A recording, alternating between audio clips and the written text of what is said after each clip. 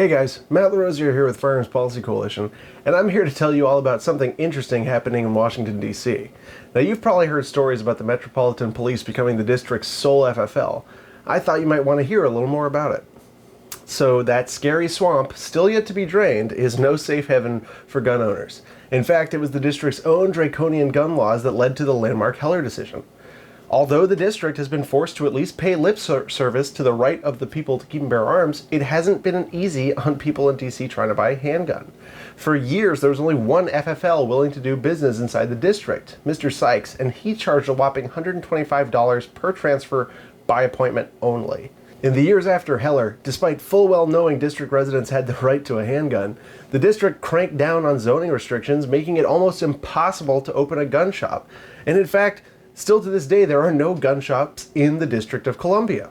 If you want to buy a handgun, or any gun, and you live in DC, you have to first go outside the district to a gun shop. If it's a long gun, you can buy it there, go back into DC, get all your paperwork in order, bring it back. But if it's a handgun, you have to have it transferred in. And of course, there's only one place to get that done.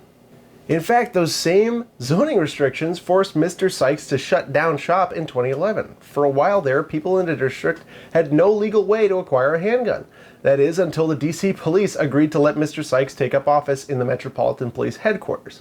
By the way, the MPD HQ didn't comply with zoning laws either. The district had to make an emergency amendment just to allow it. But then now, in the midst of the COVID pandemic, with record numbers of people seeking to arm themselves, Mr. Sykes suddenly stopped accepting new transfers. So what did DC do? Well, because they feared us meddling civil rights lawyers, the DC Metropolitan Police themselves decided to step in as the sole FFL in the district. Now, did this mean DC residents finally got a break on transfer fees? Well, no. The DCMP charged the same preposterously high $125 per transfer. Your tax dollars at work, I guess. This whole dog and pony show is absurd. DC needs to get its act together. Decades of ludicrous gun laws amounting to all-out bans have done nothing to make the district a safe place.